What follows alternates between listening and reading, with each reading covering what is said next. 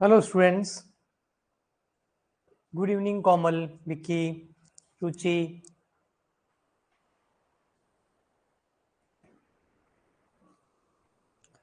Very good evening. Audio ठीक है? Audio okay है?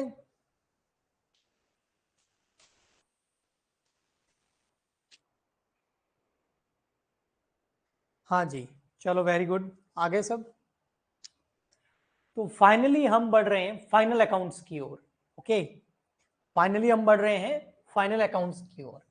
हमारी जर्नी स्टार्ट हुई थी अकाउंटिंग की कॉन्सेप्ट से, accounting concept, conventions, principles, definitions, terminologies, और उसके बाद में हमने मेन करा golden rules, debit credit rules भी बोलते हैं।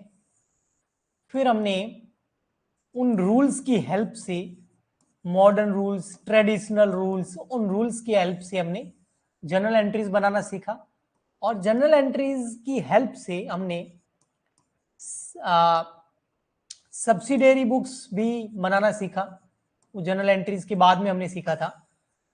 और फिर जर्नल एंट्रीज और सब्सिडियरी बुक्स से हमने करना सीखा लेजर के अंदर पोस्टिंग।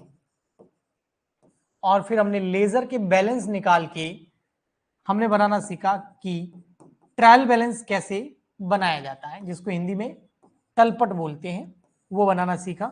और उसके बाद में एंड में अब हम पहुंच चुके हैं फाइनल अकाउंट्स।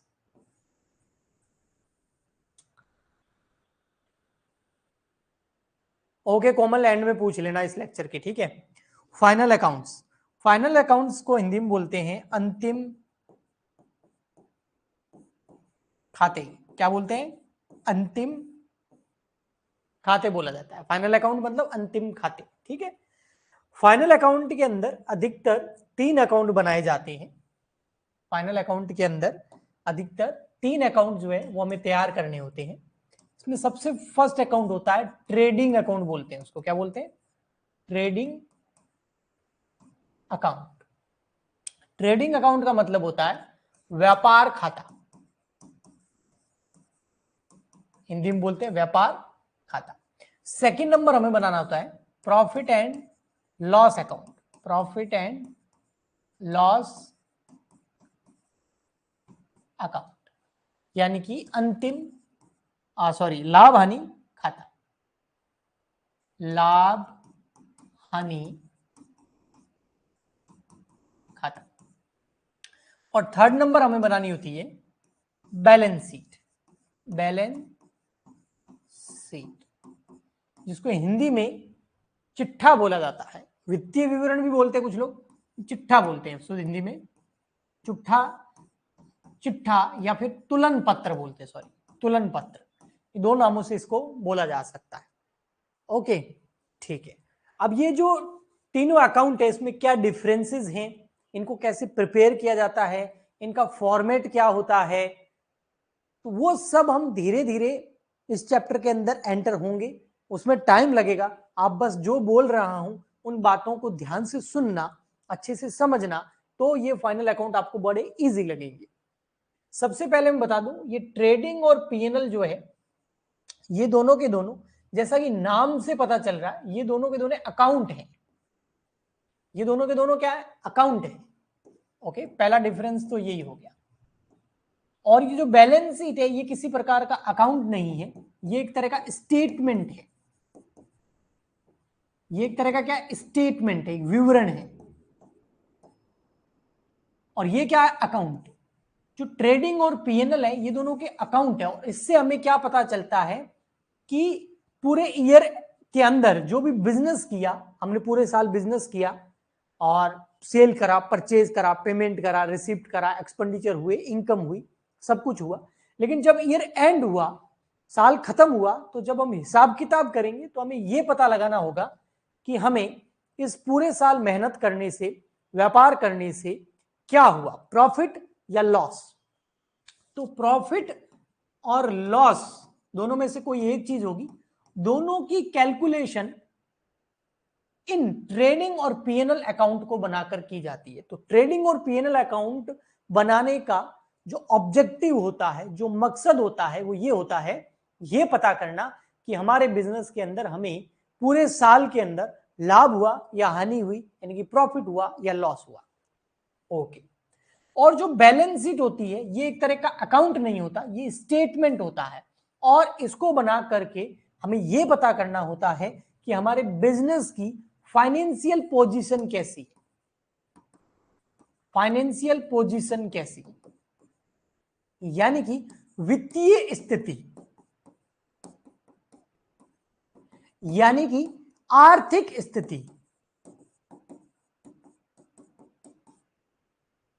आर्थिक स्थिति।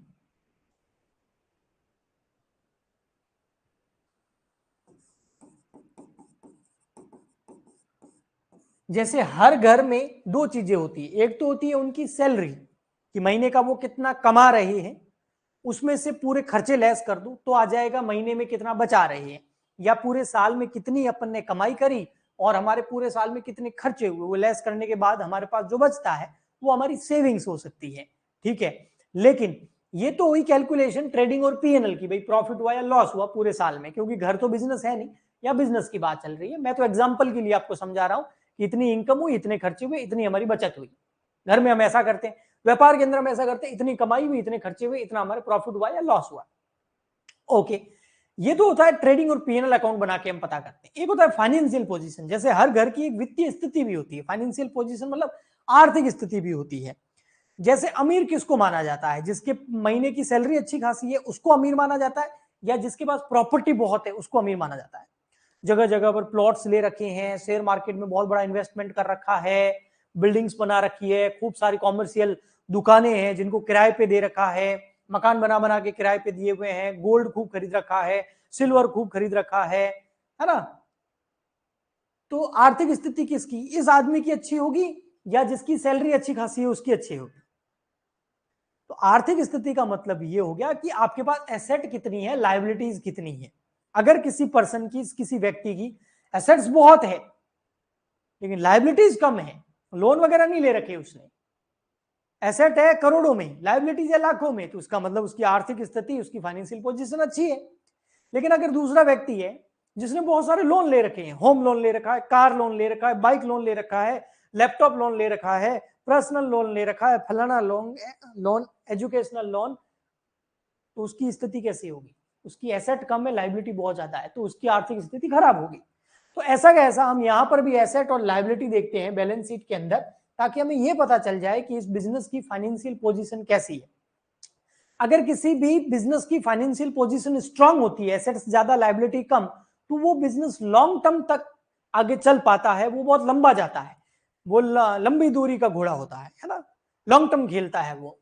ओके, और अगर किसी बिजनेस की लाइबिलिटीज बहुत ज्यादा है, एसेट कम है, तो बिजनेस कुछ ही दिनों में बंद हो जाएगा, क्योंकि अगर लाइबिलिटीज ज्यादा है तो लोग पैसा मांगेंगे, और पैसा अगर नहीं होगा तो बिजनेस बंद करना पड़ेगा। ठीक है, ये है, क्योंकि बिजनेस के अंदर सबसे इंपॉर्टेंट चीज होती है कैश, है ना, कैश जनरेशन बहुत इंपॉर्टेंट चीज होती है, कैपिटल बहुत इंपॉर्टेंट चीज होती है। ओके, पैसा बहुत इंपॉर्टेंट चीज होती है बिजनेस में।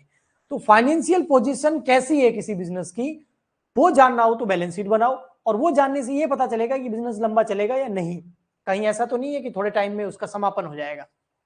और अगर किसी बिजनेस का प्रॉफिट एंड लॉस कैलकुलेट करना है तो ट्रेडिंग अकाउंट और पीएनएल अकाउंट बनते हैं। जैसा कि मैंने नाम बताया, ये ट्रेडिंग अकाउंट है, पीएनएल अकाउंट है, इसलिए इसमें डेबिट और क्रेडिट साइड होती है। ठीक है, तो ये टी अकाउंट की तरह बनता है इस तरीके से, है ना। टी अकाउंट क्यों बोलते हैं पता है इनको, टी मतलब ऐसे, ऐसे टी, और फिर इधर आ जाता है डेबिट साइड और इधर आ जाता है क्रेडिट साइड, तो ये दोनों ऐसे होंगे ट्रेडिंग और पीएनएल। लेकिन बैलेंस शीट जो है वो अकाउंट नहीं है, वो एक तरह का स्टेटमेंट है, तो इसमें डेबिट क्रेडिट नहीं होता, इसमें एक साइड में लायबिलिटीज लिखते हैं, एक साइड में एसेट्स का कॉलम होता है। वो आगे मैं फॉर्मेट के बारे में बात करूंगा। मैं एक बार आपको थोड़ा सा दिखा भी देता हूं। देखिए, ट्रेडिंग अकाउंट कुछ ऐसा होता है, ये आपको ट्रेडिंग अकाउंट दिख रहा है, इसके ऊपर लिखा हुआ देखिए, trading account for the year ending, कब ईयर एंड हो रहा है, जैसे 31 मार्च 2022। इसके डेबिट साइड में सारे के सारे एक्सपेंडिचर आते हैं, सारे के सारे एक्सपेंसेस जो है और लॉसेस जो है वो डेबिट साइड में आते हैं। और इसके क्रेडिट साइड, ये क्रेडिट साइड है, ठीक है, क्रेडिट साइड में इसकी जो भी इनकम होती है, सेल होती है, वो आती है।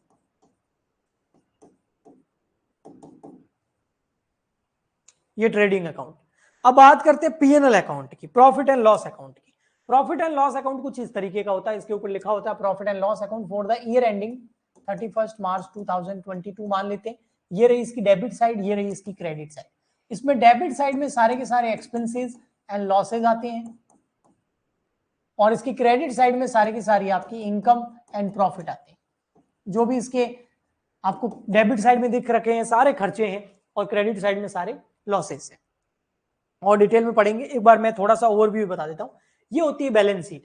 बैलेंस शीट में लिखा जाता है age on 31 March 2022। Age on मतलब इसी डेट की फाइनेंशियल पोजीशन बता रहा है, लेकिन इनके आगे देखो एंडिंग लिखा होता है फॉर द ईयर एंडिंग, मतलब पूरे साल में कितना प्रॉफिट और लॉस हुआ। तो ये अकाउंट पूरे साल के प्रॉफिट एंड लॉस को बताते हैं, ये केवल लास्ट डे की फाइनेंशियल पोजीशन बताता है, पूरे साल की नहीं। ओके, और इसके अंदर आप देखेंगे तो यहां पर क्या लिखा होता है, लायबिलिटीज। लायबिलिटीज में जैसे कैपिटल हो गया, लोन हो गया, क्रेडिटर हो गया, आउटस्टैंडिंग एक्सपेंस हो गए, बिल्स पेबल, बैंक ओवरड्राफ्ट, ये लायबिलिटीज होती है। एसेट्स में जैसे goodwill, land and building, plant and machinery, furniture, investment, prepaid expense, store, stock in trade, sundry debtor, bills receivable, cash at bank, cash in hand, ये assets है। And में balance sheet की liabilities और total assets की जो total है वो हमेशा इक्वल रहती है। इससे हमें पता चलता है कि हमारी बैलेंस शीट सही है, ठीक है। लेकिन जो हम ट्रेडिंग अकाउंट बनाते हैं, अब देखना, ट्रेडिंग अकाउंट जो बनाते हैं उसमें एंड में जो बैलेंसिंग फिगर आता है उसको हम, अगर बैलेंसिंग फिगर इधर आए तो उसको बोलते हैं ग्रॉस प्रॉफिट, और अगर बैलेंसिंग फिगर इधर आ जाता है तो हम उसको बोलते हैं ग्रॉस लॉस। ऐसा क्यों होता है डिटेल में पढ़ेंगे, न्यूमेरिकल क्वेश्चन भी करेंगे, ठीक है। ओके, और जो हमारा पीएनएल अकाउंट होता है इसमें जैसे ये देखो ग्रॉस प्रॉफिट आया, ये कहां से आया, ये वाला जो ग्रॉस प्रॉफिट होता है ना इधर, ये ग्रॉस प्रॉफिट ये कहां ट्रांसफर होता है, ट्रांसफर टू पीएनएल अकाउंट। ये जो भी बैलेंसिंग फिगर आया, प्रॉफिट है तो पीएनएल अकाउंट में ट्रांसफर किया जाएगा, और लॉस है तो भी पीएनएल अकाउंट में ट्रांसफर किया जाएगा। फर्क क्या है, फर्क इतना है, जो ये प्रॉफिट होता है इसको इधर ट्रांसफर किया जाता है, यानी कि डेबिट क्रेडिट साइड में पीएनएल अकाउंट की, और अगर लॉस हो गया तो उसको इधर डेबिट साइड में ट्रांसफर किया जाता है। ऐसा क्यों होता है वो भी बताऊंगा, लेकिन न्यूमेरिकल क्वेश्चन कराते टाइम अभी मैं सिर्फ ओवरव्यू दे रहा हूं आपको, ठीक है। उसके बाद में यहां पर पीएनएल अकाउंट में देखेंगे तो मैंने बोला ना ग्रॉस प्रॉफिट इधर और ग्रॉस लॉस इधर। उसके बाद में इधर सारे खर्चे आते हैं, इधर सारी इनकम आती है, और एंड में इसमें जो बैलेंसिंग फिगर आता है उसको बोलते हैं नेट प्रॉफिट। ये नेट प्रॉफिट यहां आता है बैलेंसिंग फिगर में, और ये जो नेट प्रॉफिट होता है ये ट्रांसफर किया जाता है कैपिटल अकाउंट में, या आप कह सकते हैं बैलेंस शीट में। बैलेंस शीट की लायबिलिटी साइड में कैपिटल के अंदर इसको ऐड करते हैं। यहां पर देखो, यहां जो नेट प्रॉफिट आता है ना, उसको ये जो कैपिटल दिख रही है, इस कैपिटल को यहां लिख के इसके अंदर ऐड कर देते हैं नेट प्रॉफिट, और फिर उस कैपिटल को बाहर लिखते हैं, ठीक है। लेकिन अगर यहां पर आपको नेट लॉस हो रहा है, नेट लॉस कब होगा, जब इधर आएगा बैलेंसिंग फिगर, ये नेट लॉस, इस नेट लॉस को भी बैलेंस शीट में ट्रांसफर किया जाता है, ये भी बैलेंसिंग फिगर में आएगा, दोनों में से एक होगा, या तो प्रॉफिट होगा या लॉस होगा, दोनों में से एक होगा। लेकिन इसको जो है यहां पर लेस किया जाता है, ये कैपिटल के अंदर नेट प्रॉफिट ऐड होता है, लेकिन नेट लॉस को क्या करते हैं, हमेशा लेस करते हैं, माइनस करते हैं। लेकिन दोनों एक साथ नहीं होगा, या तो प्रॉफिट होगा या लॉस होगा। तो सिंपल है, ट्रेडिंग अकाउंट से ग्रॉस प्रॉफिट आता है, पीएनएल में जाता है, पीएनएल से नेट प्रॉफिट आता है, बैलेंस शीट में जाता है, बैलेंस शीट के कैपिटल में जाके नेट प्रॉफिट ऐड हो जाता है। ये मैंने ओवरव्यू दिया, लेकिन इतने सारे अंदर जो आपको चीजें दिख रखी है, इन सब के बारे में अच्छे से समझना बहुत जरूरी है कि ये सब क्या है, कौन सी चीज पीएनएल में जाती है, कौन सी चीज ट्रेडिंग अकाउंट में जाती है, कौन सी चीज बैलेंस शीट में जाती है। लेकिन इसके हम बैठ के रट्टे नहीं मार सकते, हमें पहले इसको समझना पड़ेगा। अभी ओवरव्यू देखिए, मैंने आपको सिंपली ये बताने की कोशिश करी है कि अकाउंट्स क्या होते हैं, फाइनल अकाउंट कौन कौन से होते हैं। अब हम एक बार समझते हैं यहां पर कुछ गहरे कॉन्सेप्ट, जो इसकी हेल्प से हम ये फाइनल अकाउंट अच्छे से बना पाएंगे। देखो, इसको अच्छे से समझने के लिए सबसे पहले हमें समझना होगा जो एक्सपेंडिचर होते हैं, यानी कि जो खर्चे होते हैं, वो दो तरीके के होते हैं।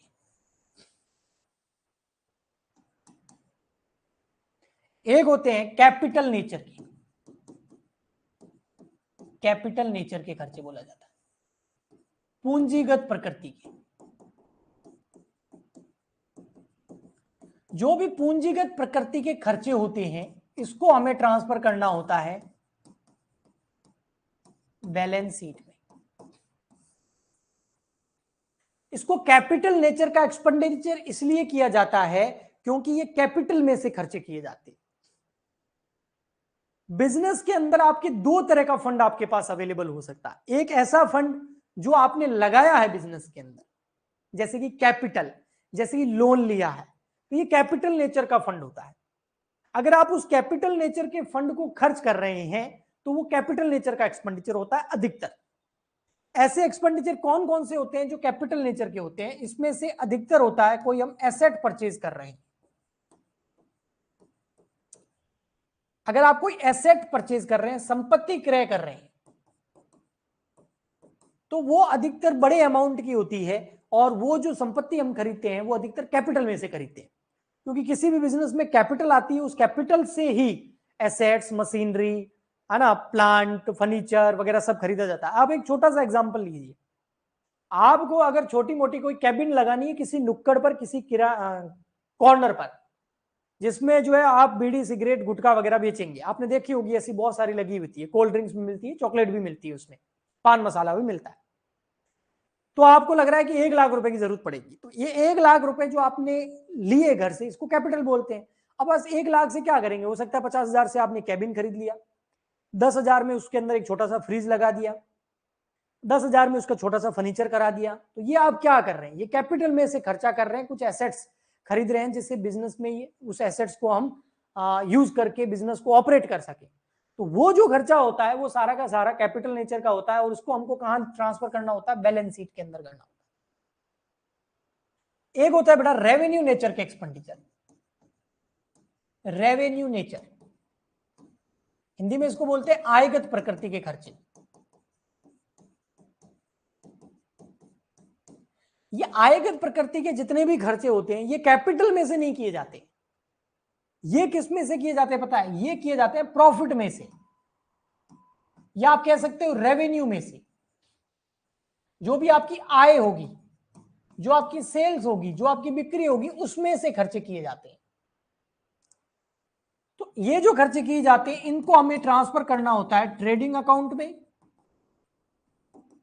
और पीएनएल अकाउंट में, प्रॉफिट एंड लॉस अकाउंट। अब आप बोलोगे सर कौन सा खर्चा ट्रेडिंग में जाएगा, कौन सा पीएनएल में जाएगा, वो कैसे पता चलेगा? और ये आयगत प्रकृति के खर्चे आपने बोल दिए कि सेल्स में होते हैं, रेवेन्यू में से करते हैं, लेकिन कौन से होते हैं? जैसे इसमें एसेट्स खरीदना हो गया, ऐसे कैसे अगर बिक्री हुई, कुछ सेल्स हुई, कुछ पैसा आया, उससे हम कौन सा खर्चा करेंगे? बहुत सारे खर्चे होते हैं। जैसे कि आपने कोई सैलरी दे दी,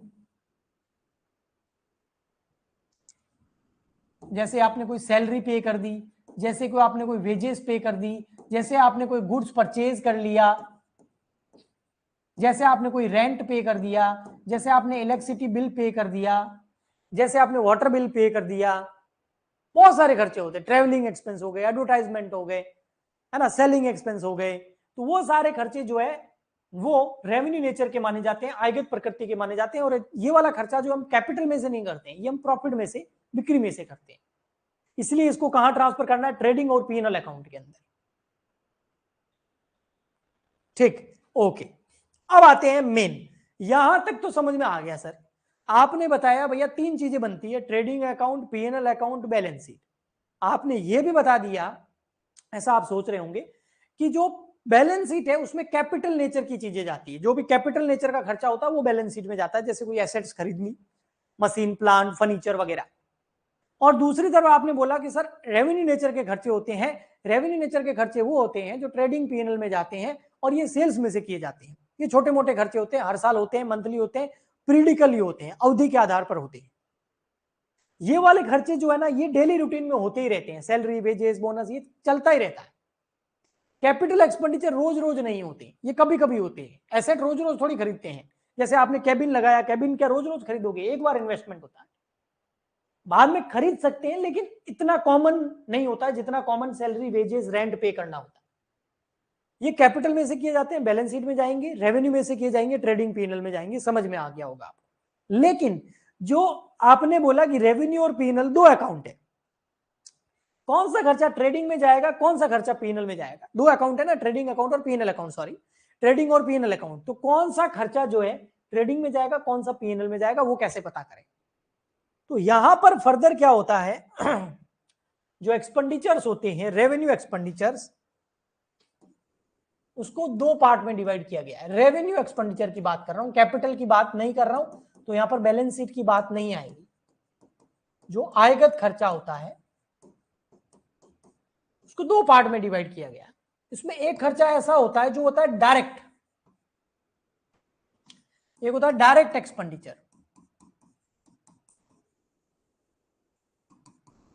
हिंदी में बोलते हैं इसको प्रत्यक्ष खर्चा या प्रत्यक्ष व्यय। एक होता है इनडायरेक्ट एक्सपेंस,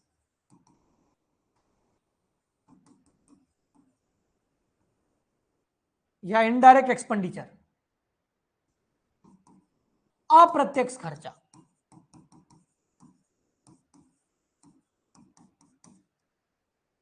सिंपल बताऊं तो डायरेक्ट एक्सपेंडिचर ट्रेडिंग अकाउंट में लिखने हैं, होते कौन से वो बाद में देखना, और जो इनडायरेक्ट एक्सपेंडिचर होते हैं वो पीएनएल अकाउंट में लिखने होते हैं, प्रॉफिट एंड लॉस अकाउंट में लिखने होते हैं। अब बोलोगे सर डायरेक्ट एक्सपेंडिचर कौन से होते हैं? डायरेक्ट एक्सपेंडिचर वो एक्सपेंडिचर होते हैं जो डायरेक्टली रिलेटेड होते हैं to manufacturing, directly related to manufacturing, मतलब निर्माण कार्य।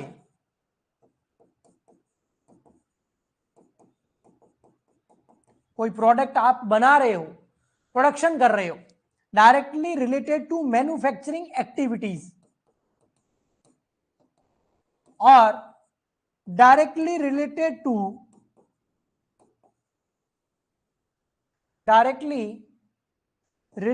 To purchase of goods.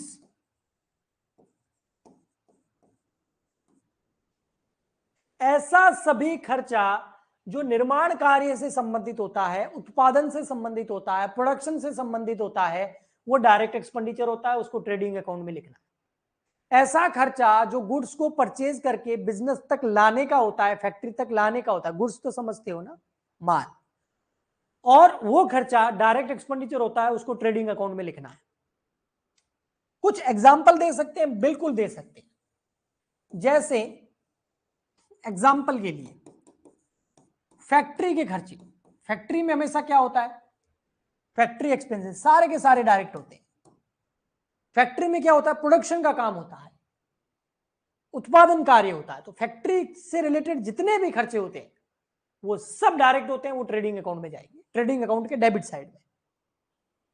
Factory expenses हो गए जैसे, और फैक्ट्री का रेंट हो गया, फैक्ट्री का इलेक्ट्रिसिटी बिल हो गया, है ना, जैसे वेजेस हो गया, वर्कर को जो पे करते हैं, या गुड्स को परचेज करने से रिलेटेड एक्सपेंडिचर हो गया, जिसमें कैरिज आ जाता है आपका, कैरिज इनवर्ड, ये गुड्स माल को खरीदने से संबंधित होता है। परचेज ऑफ गुड्स हो गया, है ना, वो मैं आपको लिस्ट आगे बता दूंगा। आपको समझ में आ गया होगा डायरेक्ट किसको बोलते हैं, जो डायरेक्ट मैन्युफैक्चरिंग से रिलेटेड होते हैं, फैक्ट्री से रिलेटेड होते हैं, गुड्स को परचेज करके फैक्ट्री तक लाने से संबंधित होते हैं, डायरेक्ट खर्चे होते हैं, ट्रेडिंग अकाउंट में जाएंगे। फिर आता है आपका PNL account.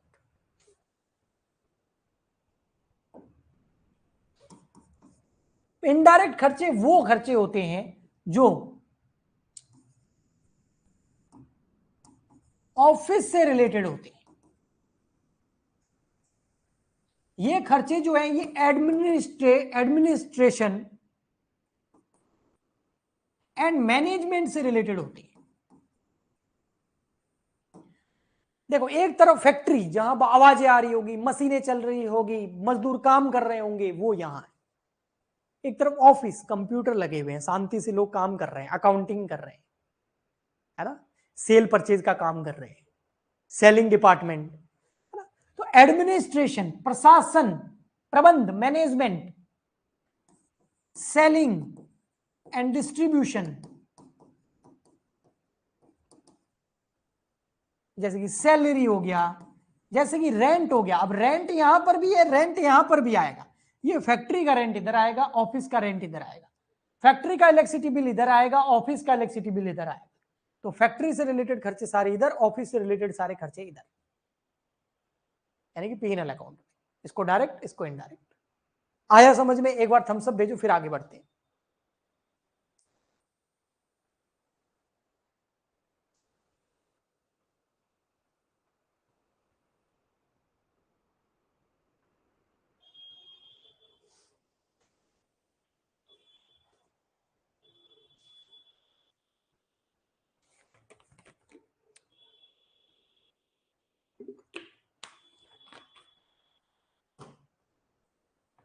Okay, thank you.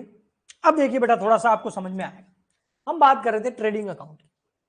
Trading account में कौन से खर्चे जाते हैं? Direct expenditure. ओके, ये जो डायरेक्ट एक्सपेंडिचर है, ये देखो, ये रहे, क्या लिखा हुआ इधर? Direct expenses.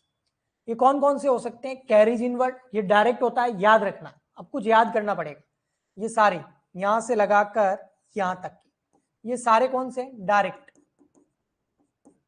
यानी कि फैक्ट्री प्रोडक्शन या गुड्स को परचेज करने से रिलेटेड होते हैं। तो कैरीज इनवर्ड हो गया, फ्रेट यानी कि भाड़ा, ऑक्ट्री का मतलब टैक्स होता है, कार्टेज भी टैक्स होता है, गैस, फ्यूल, पावर, ये सब फैक्ट्री में चाहिए होता है। मैन्युफैक्चरिंग एक्सपेंस, निर्माण से संबंधित, royalty, import duty, custom duty, ये टैक्सेशन होते हैं जो प्रोडक्शन प्रोसेस में लगते हैं। ऐसे टैक्स जो जब हम माल को बनाते हैं, प्रोडक्शन करते हैं, उस टाइम लगते हैं। रॉयल्टी हो गया, इंपोर्ट ड्यूटी, कस्टम ड्यूटी, तो ये सारे डायरेक्ट होते हैं। डॉक चार्जेस, क्लीनिंग चार्जेस, जो पोर्ट होता है ना, पोर्ट, एयरपोर्ट नहीं, पोर्ट, शिप से आता है ना अधिकतर सामान, अब बाहर से इंपोर्ट कर रहे हैं, एक्सपोर्ट कर रहे हैं, तो जो पोर्ट बना होता है ना, बंदरगाह बोलते हैं जिसको, उसके ऊपर बहुत सारे खर्चे लगते हैं, जिसमें डॉक चार्जेस और क्लीनिंग चार्जेस भी है। तो ये भी गुड्स को परचेज करके फैक्ट्री तक लाने के, इसलिए यहाँ पर डायरेक्ट में लिखा जाता है। फैक्ट्री के जो भी खर्चे हैं, रेंट, इलेक्ट्रिसिटी बिल वगैरह सब, वो यहाँ आते हैं, ये डायरेक्ट एक्सपेंस आते हैं यहाँ सब। ओके, ऊपर की बात करें तो यहां लिखना होता है ओपनिंग स्टॉक। ओपनिंग स्टॉक का मतलब ये है कि जब ये साल स्टार्ट हुआ, उस टाइम आपके पास कितना स्टॉक पड़ा था जो कि अभी तक बिका नहीं, अनसोल्ड स्टॉक। ऐसा गुड्स जो बिका नहीं, वो अनसोल्ड हो गया, वो माल का आपके पास ओपनिंग स्टॉक जो भी है वो यहां आएगा। फिर आपने और कितना खरीदा वो यहां आएगा, कितना वापस परचेज रिटर्न हो गया वो यहां आ जाएगा, बाहर आ जाएगा net purchase. Wages and salary, ये यहां आता है, वेजेस एंड सैलरी लिखा हुआ है, वेजेस आगे है ना इसलिए, तो वेजेस एंड सैलरी हो गया या वेजेस हो गया, ये यहां आता है। ओके, क्रेडिट साइड में सेल्स आती है क्योंकि कमाई है, सेल्स रिटर्न उसमें से लेस करना होता है। क्लोजिंग स्टॉक यहां आता है, देखो क्लोजिंग स्टॉक, ओपनिंग स्टॉक इधर, परचेज इधर, सेल इधर, क्लोजिंग स्टॉक इधर, बाकी डायरेक्ट एक्सपेंस। अब यहां पर ये सेल और क्लोजिंग स्टॉक को ऐड कर देंगे, उसमें सारे खर्चे और ये सब लेस कर देंगे। अगर बैलेंसिंग फिगर इधर आ रहा है तो ग्रॉस प्रॉफिट, इधर आ रहा है तो ग्रॉस लॉस, यानी कि खर्चा ज्यादा हो गया। उसके बाद अगर ग्रॉस प्रॉफिट और ग्रॉस लॉस जो भी है वो इधर ट्रांसफर हो जाता है। अगर प्रॉफिट है तो क्रेडिट साइड में, क्योंकि प्रॉफिट इनकम क्रेडिट में आता है P&L अकाउंट, लॉस है तो फिर डेबिट साइड में ग्रॉस लॉस आ गया, ये ट्रेडिंग अकाउंट से आता है। दोनों में से कोई एक चीज आएगी। उसके बाद में जितने भी इनडायरेक्ट एक्सपेंसेस हैं, ये सारे के सारे इनडायरेक्ट एक्सपेंस हैं। इनडायरेक्ट एक्सपेंस जो ऑफिस से रिलेटेड है, ये देखो office and administration expense, salary, salary and wages. अब आप बोलोगे सर वेजेस यहां कैसे आ गया? देखो बेटा, यहां क्या था, पहले वेजेस लिखा हुआ था फिर सैलरी। यहां देखो जो लिखा हुआ वो क्या है, पहले सैलरी है, तो सैलरी एंड वेजेस दोनों साथ में दे रखा हो, तो देखो पहले क्या है, पहले अगर वेजेस है तो ट्रेडिंग में, पहले सैलरी है तो फिर P&L में। उसके अलावा rent, rate, taxes, printing and stationery, postage, telegram, lighting, insurance premium, telephone, legal charges, audit fees, जो सीए होता है ना ऑडिट करता है उसकी fees, establishment expense, trade expense, नाम ट्रेड है लेकिन आता P&L में, जनरल एक्सपेंस, फिर सेलिंग से रिलेटेड, माल को बेचने से और उसका वितरण करने से रिलेटेड जो खर्चे होते हैं, जैसे carriage outward, carriage inward trading में, कैरिज आउटवर्ड यहां आता है, माल को बेचने से संबंधित खर्चा है ये। Advertisement, commission, brokerage, bad debts, export duty, वहां इंपोर्ट ड्यूटी थी, यहाँ एक्सपोर्ट ड्यूटी है, packing charges, delivery van expense, travelling expense, stable expense, ये सारे के सारे इनडायरेक्ट है। इसके अलावा कुछ और नीचे दे रखे हैं यहाँ पर, जैसे कोई इंटरेस्ट पे कर दिया, डिस्काउंट अलाउड कर दिया, रिपेयर है, डेप्रिसिएशन है, इंटरेस्ट है, बैंक चार्जेस है, entertainment expense, convenience expense, donation and charity, loss on sale of assets, loss by fire, ये सारे खर्चे, ये सारे इनडायरेक्ट है, आपको याद करना पड़ेगा, ये सारे P&L अकाउंट के अंदर आते हैं। कुछ याद कर लेना, कुछ प्रैक्टिस से आ जाएगा। ओके सर, ये तो आपने डेबिट साइड की बात कर ली। क्रेडिट साइड में क्या आता है? क्रेडिट साइड में आती है बेटा रेवेन्यू इनकम। ये इनडायरेक्ट इनकम है, इनडायरेक्ट इनकम है। तो सर डायरेक्ट इनकम भी होती है, यस होती है। वो कौन सी होती है? ये रही, ये जो सेल्स है ना, ये डायरेक्ट इनकम है एक तरह की। तो डायरेक्ट एक्सपेंस हो या डायरेक्ट इनकम हो, कहां जाता है? Trading account. डायरेक्ट एक्सपेंस ये रही, डायरेक्ट इनकम ये रही। इनडायरेक्ट एक्सपेंस पीएनएल में, इनडायरेक्ट इनकम भी पीएनएल में। इनडायरेक्ट मतलब मेन उद्देश्य नहीं है हमारा ये कमाई करना, साइड में हो गई अप्रत्यक्ष रूप से। जैसे मेन उद्देश्य तो माल बेचना है, लेकिन कोई डिस्काउंट मिल गया, कोई कमीशन मिल गया, कोई ब्याज मिल गया, कोई डिविडेंड मिल गया, कोई बैड डेब्ट्स रिकवर हो गया, कोई अप्रेंटिस प्रीमियम मिल गया, कोई प्रॉफिट हो गया एसेट्स को बेचने से, कोई और इनकम हो गई, तो वो यहां आ जाएगी इनडायरेक्ट इनकम। और जब सारी इनडायरेक्ट इनकम और ग्रॉस प्रॉफिट को जोड़ करके ये सारे खर्चे लेस करेंगे, तो या तो आएगा प्रॉफिट, इधर बैलेंस आ रहा है तो नेट प्रॉफिट, इधर आ रहा है तो नेट लॉस। और ये नेट प्रॉफिट और नेट लॉस ट्रांसफर हो जाएगा आपकी बैलेंस शीट के अंदर। ये रही बैलेंस शीट। बैलेंस शीट में अगर नेट प्रॉफिट है तो आपकी कैपिटल में ऐड हो जाएगा, नेट लॉस है तो आपकी कैपिटल में से लेस हो जाएगा। तो ये एक सिंपल सा इंट्रोडक्शन था इन तीनों अकाउंट का और फाइनल अकाउंट का। आपको क्या करना है, ये पीडीएफ में भेजूंगा, इसको अच्छे से, बिल्कुल अच्छे से अपनी नोटबुक के अंदर नोट करना है। तीनों अकाउंट्स भी बनाने हैं, और जो मैंने वर्किंग नोट बनाए हैं, जो चीजें बताई है डायरेक्ट इनडायरेक्ट रेवेन्यू कैपिटल, उन सबको अच्छे से लिखना है और इसको याद करने और लर्न करने की कोशिश करनी है, ताकि कल जब मैं आपको न्यूमेरिकल क्वेश्चन कराऊं तो आपको अच्छे से समझ में आ जाए। ओके ठीक, बताइए।